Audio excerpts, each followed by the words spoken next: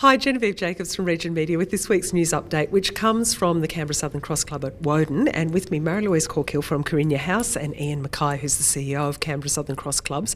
And Mary-Louise, May has been a huge fundraising month for Carinia House. We've been talking to people about the need to donate and how big the need is at Carinia. How's the month gone? I think, Genevieve, just quietly, without speaking to our finance people, that we're pretty close to meeting the target, which was amazing. At the beginning of the month, we didn't think we'd get there.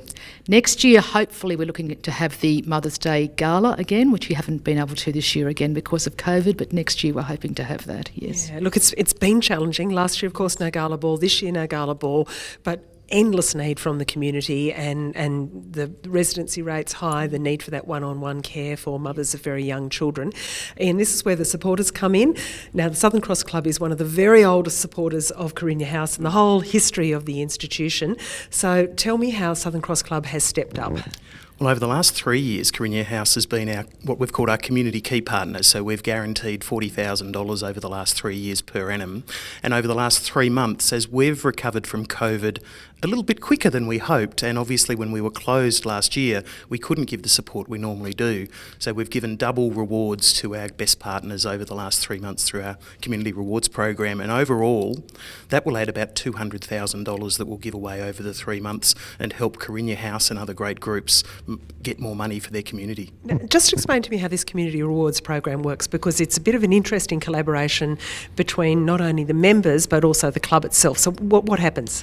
We decided some time ago that it was best if we could have our members choose who we supported in the community. So we brought in this program called Community Rewards, where the members choose the groups that we provide financial support to, and then we do a mathematical calculation based on those members, how much they're spending on food and beverage, and it's 7.5 cents in the dollar usually, but over the last 3 months doubled to 15 cents in the dollar, is what we use to calculate how much cash goes to those different community groups.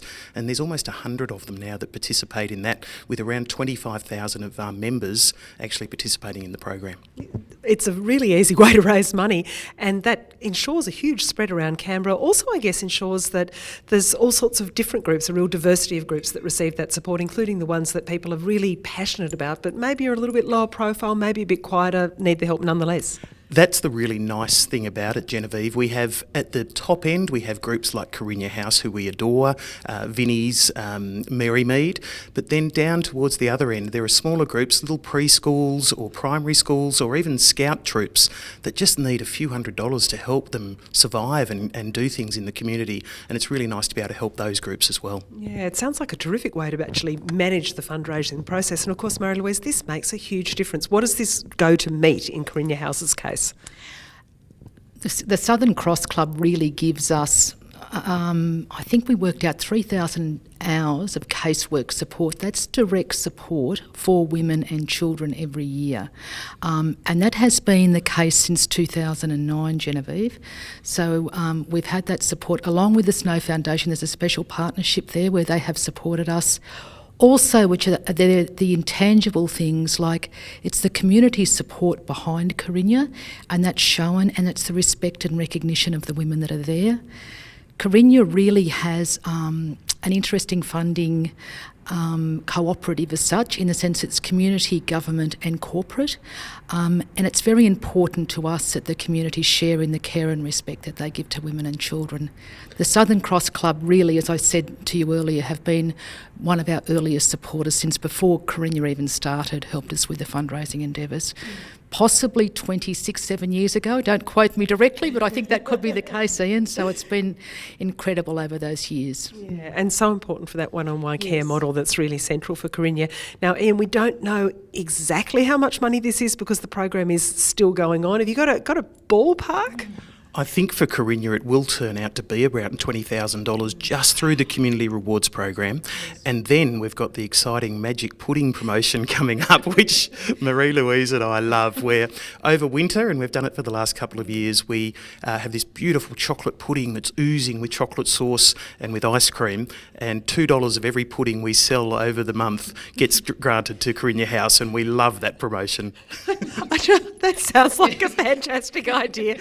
What's not not to love about hot, sticky, oozy, juicy, sweet, delicious chocolate pudding helping out Carinia? That's great. So still a little time to run on this one, but that's just an absolutely tremendous result.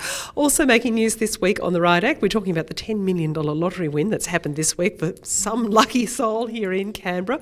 We've had an interesting discussion about what will go on Canberra's coat of arms. The committee that's looking at that question, the new coat of arms, has been announced. We've had some intriguing suggestions, including the Belconnen owl. You may or may not agree with that as an assessment. It's been a rich and interesting ride in the courts this week, a tale of guns, snakes and fakes, the snake being a python and the fakes being some $50 bills that the judge described as really very poor quality. So go to the Riot Act and read more about that. And also an opinion piece from me about racism, a really peculiar and shocking incident that happened this week and really caused me to think about, checking the white privilege and understanding what it's like to walk a mile in someone else's shoes. All that and more on the Riot Act. Go in, sign up for our weekly newsletter, it drops straight into your inbox. There's also a daily digest every day, and join in the great big Canberra conversation that we're having. I'm Genevieve Jacobs, and this is Region Media.